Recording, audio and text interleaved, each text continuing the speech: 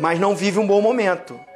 Parece que quando foi anunciado que o Rossi vai chegar, ele se sentiu pressionado, não sei. Eu lembro que fazendo entrevistas, né, ali na zona mista, em jogos de Libertadores, participando, o Diego Alves, né, passando ali junto com ele e chamou ele de homem gelo. De tempo pra cá, ele mostra uma insegurança como o time do Flamengo. O time do Flamengo me passa isso. Essa confusão toda no Flamengo foi por um movimento errado da diretoria. Eu vou sempre repetir isso, até que um treinador chegue e organize esse time. Mas desde que o Dorival, que começa a arrumar o São Paulo, que daqui a pouco a gente vai falar do São Paulo, né? Não é brilhante, não é um time encantador, mas é um time já melhor organizado. Já não toma tanto susto e parte daí para buscar o resultado. Ou seja, a primeira coisa para mim é o movimento errado da diretoria, a grande responsabilidade. Contra o Goiás é importante, eu já vou explicar o motivo, tá? Antes, números então do Vitor Roque, porque realmente ele é diferente. Fez 1 gol, deu 2 chutes, também 1 no alvo e 6 ações na área do rival. Liderou então o Atlético. A gente vai falar bastante também, claro, do Vitor Roque, do Gabigol com a Renata Ruel, mas eu vou dar boa noite pro Zinho, também falar sobre esse jogo, e é mais uma partida seguida sem o Flamengo conseguir vitória, e no Campeonato Brasileiro isso também já começa a pesar, Zinho, são só 3 pontos somados nessas 4 primeiras rodadas do Brasileiro. Boa noite. Tudo bem, Bruno? Boa noite, um abraço para você, Mário Marra, meu querido, Silas, fã de esporte. É isso, já começa a ter a pressão já existe, mas ela aumenta, porque dependendo do resultado, vamos dizer, vai jogar Palmeiras e Goiás. Se o Goiás consegue um resultado positivo, o Flamengo entra na zona de rebaixamento, né? O Corinthians também ainda vai jogar, pode sair vencendo o Fortaleza e entra o Flamengo. Então, num time que ainda não encontrou a sua identidade de jogo, que foi perdida com a saída do Dorival Júnior e não se encontrou mais isso, o Flamengo teve alguns momentos bons durante a temporada, né? Mas nunca manteve um nível, nunca manteve aquela consistência da gente apostar e dizer que o Flamengo era o favorito. Se a gente fosse antes do jogo, não é depois do jogo, antes do jogo contra o Atlético Paranaense, o favorito era o Atlético Paranaense. Vive um momento melhor. Você escala o time do Atlético Paranaense. O Paulo Turra, você sabe qual é o time que vai jogar. Qual é a dúvida? Se ele vai jogar com os 3 homens ali, não de contenção, mas o Eric, o Christian e o Fernandinho, se ele tira um deles e coloca mais um meia, ele varia isso. Na frente, às vezes ele vai com o Pablo, segura um pouco o garoto, né? Mas assim, não são muitas mudanças. Ele às vezes vai um pouco mais ousado, às vezes ele vai um pouco mais conservador. Mas você escala o time do Atlético Paranaense. O do Flamengo, a gente sempre tem a dúvida, quem vai jogar? Como é que vai ser o time? Tinha uma previsão de que jogaria sem o lateral direito. O Wesley ficaria no banco, jogaria com o Rodrigo Caio na zaga e o Fabrício Bruno na lateral. Que eu quando escutei isso, eu falei assim, não é possível que vai fazer isso. Ou joga com 3 zagueiros, ou coloca o garoto na lateral direita. E o Flamengo começa até bem, eu concordo com o Mário Marra. Começa bem, com linha de 4, com um meio campo ali, 2 volantes, né? O Eric Pulgar fez um bom jogo, mais uma vez, já tinha feito um jogo razoável no meio de semana, na Libertadores, e hoje fez um bom jogo, ao lado do Thiago Maia. Aí quando o Thiago Maia sai, acho que o Sampaoli, para mim, faz a escolha errada. O garoto Vitor Hugo é muito bom jogador, mas ele não é segundo volante. Ele sempre jogou como meia, e meia às vezes atacante, de pisar na área. E justamente pelo lado que ele ficou, pelo lado esquerdo, aonde saem as jogadas, porque o Everton Cebolinha não é um grande marcador, ele recompõe, e ele até perde a passada para acompanhar o Kelvin, né, o lateral direito do Atlético Paranaense, naquela metida de bola do Fernandinho muito boa. O Ayrton Lucas não é um grande marcador, mas tem muito gás, muito preparo físico e consegue ali fazer aquele lado. Mas acho que assim, ele olhar para o banco, o Vidal era titular dele até pouco tempo. Por que não usou da experiência? Eu acho que essa escolha de colocar o garoto perdeu o meio campo ali, essa consistência na marcação que estava boa com o Thiago Maia. O garoto não entrou bem, não conseguiu criar, dar volume de jogo. O time sente quando toma o gol. O Flamengo é um time que está estável, é nítido. O São Paulo vai falar de novo na coletiva, né? Dominamos o jogo, tivemos boa posse de bola, criamos, mas não fomos contundentes na frente. E também não estamos sendo atrás. Ou seja, ele já está um tempinho ali, né? Tem que arrumar um jeito, tem que arrumar um time, tem que organizar um time. Muda-se o time toda hora. Quando tem contusão, tudo bem. O Everton Ribeiro, tá bem ou não tá bem? Saiu do jogo para entrar o Arrascaeta. O Arrascaeta até entra bem no início do segundo tempo, né? Começa bem ali, organizando. Mas é nítido que ele não tá num ritmo também físico bom. Acho que uma outra escolha. Se não foi por parte física, por parte de contusão, não tiraria o Everton Ribeiro. Né? Então, jogou assim, mal, acho que algumas escolhas do treinador, com um momento que o Flamengo vai bem no jogo, começa a ir bem no jogo, mas dentro do jogo se perde. Aí, não sei se é a confiança, se é a personalidade. Não acho que não, porque esse time é muito cascudo, né? Tem jogadores com muita personalidade. Mas que a gente percebe que durante o jogo, aí o Mário Marra até comentou, pode ser a parte física, não sei, mas que o Atlético Paranaense, organizado, que não se desestabiliza em nenhum momento, mesmo quando está atrás, mas tem uma consistência de jogo, uma organização de jogo, consegue a virada. Já deve ter percebido. Porque o Pulgar, ele tava fora da fila quase, tava lá atrás. E aí no treinamento, ele treina uma vez, treina duas vezes, ele vai pro jogo, ele fala, o Vidal, gente boa, meu amigo, tal, não sei o quê. Vai perder espaço. Então, algumas coisas, sim, Bruno. Acho que a manutenção de um time, isso pode dar uma cara melhor, tal. Por outro lado, outras coisas ele tem que agir. O Vidal não me parece hoje ter a energia necessária para jogar do lado do Thiago Maia, de quem quer que seja ali atrás. E por outro lado, alguns que nem apareciam, como o Matheus França, que até quando ele perdeu o Gerson, ele escalou o Ayrton Lucas, mais adiantado, de meio campista, hoje já apareceu como titular. Né? Existem assim mudanças muito drásticas nas escolhas dele, né? Sim, mas acho também que a gente precisa pontuar que ele pegou um início de tabela do Campeonato Brasileiro. Esses dois jogos recentes fora de casa, sim, são duas pedreiras. Então. Mas também é o seguinte, não tem vida fácil no Campeonato Brasileiro e ele sabe disso, ele já disputou 2. Ele sabe disso. Jogar contra o Inter no Beira-Rio é pesadíssimo, jogar contra o Atlético Paranaense na Baixada é pesadíssimo. Mas, ainda assim, o Atlético me parece muito mais... O Furacão me parece muito mais competitivo hoje. Claro. Sabe assim? É um time que empurra. Mas é também... Você só vê o tamanho da longevidade do trabalho que existe ali, né? O conhecimento de equipe. Justamente. Você falou do Pulgar, por exemplo. O Pulgar nunca tinha tido um ritmo de jogo no Flamengo. Jogava um pouquinho, aparecia e com os outros em situações melhores, jogando bem, o Thiago Maia, o próprio Gerson. O Gerson também demorou para voltar a jogar bem, mas hoje também teve uma particularidade nesse jogo. Quando o Flamengo jogou bem, encontrou o Bento no gol.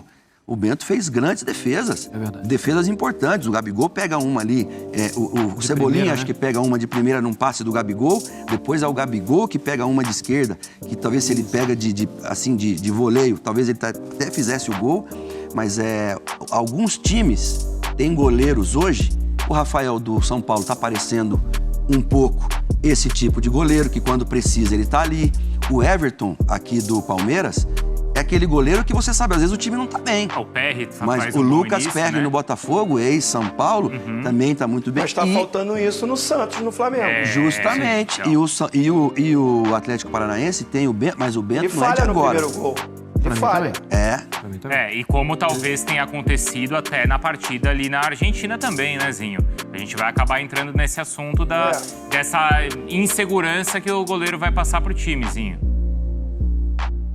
É isso, aquilo que eu falei para a equipe do Flamengo, o goleiro faz parte da equipe do Flamengo. É muito bom goleiro, gosto muito, né? Tem uma história linda, até no Atlético Paranaense principalmente, seleção brasileira, né? Então, assim, mas não vive um bom momento. Parece que quando foi anunciado que o Rossi vai chegar, ele se sentiu pressionado, não sei. Eu lembro que fazendo entrevistas, né, ali na zona mista, de jogos de Libertadores, participando, o Diego Alves, né, passando ali junto com ele e chamou ele de homem gelo, né, que ele era frio, focado, concentrado, e eu também sempre enxerguei o Santos assim, mas alguns jogos, de um tempo para cá, ele mostra uma insegurança como o time do Flamengo. O time do Flamengo me passa isso, uma oscilação dentro da mesma partida. É porque ainda não conhece o sistema de jogo que o treinador está pedindo? Pode ser. Porque há uma variação tática que a gente até cobra, é bom ter o plano A, o plano B. Só que assim, você tem um plano A e você vai com ele. Dentro do jogo, os atletas sabendo que tem uma mudança tática, treinado isso, você aplica. Agora não, você começa um jogo com 3 zagueiros. No outro jogo você começa com 3 zagueiros, mas só que um vira lateral esquerdo e o lateral esquerdo vira meia. Aí no outro você joga num 4-4-2, aí no outro você joga com 3 atacantes. Então aí é uma confusão que se estabelece e os atletas ficam... Me parece isso, companheiros. Aí a gente debate. Me parece que o Flamengo, dentro do campo, quando ele é pressionado, quando ele é atacado, quando as dificuldades aparecem, ele não é um time consistente, pronto para passar por momentos difíceis dentro da partida. Aí, vocês citaram o Bento. O Flamengo cria 1, 2. Também não achei que ele fez nenhuma defesa milagrosa. Boas defesas, bolas defensáveis. A finalização não foi aquela perfeita. Foi num raio de ação que o Bento, muito bem posicionado, muito bom goleiro, ele tá ali e faz boas defesas. Mas nada absurdo. Já quando a bola vai no gol do Flamengo, até a decisão do goleiro é errada. Porque num cruzamento que ele não sabe nem o que vai acontecer, ele vai adivinhar, ele dá 2, 3 passos pra frente, aí o garoto que de repente quis dominar a bola, desvia no momento que o Flamengo era melhor. Muda o jogo porque o Flamengo, com essa estabilidade, sem essa confiança e sem essa estrutura de time montada, ele não consegue reagir. Essa questão da fase, né? Essa preocupação aí da nação, já que a pergunta é essa, eu acho que isso é discutido desde a Supercopa. Lembra dos gols ali, né? No início do ano, do último gol do Palmeiras? Desde ali o torcedor rubro-negro tá desconfiado com essa história do Santos, assim, defender a bola do jogo.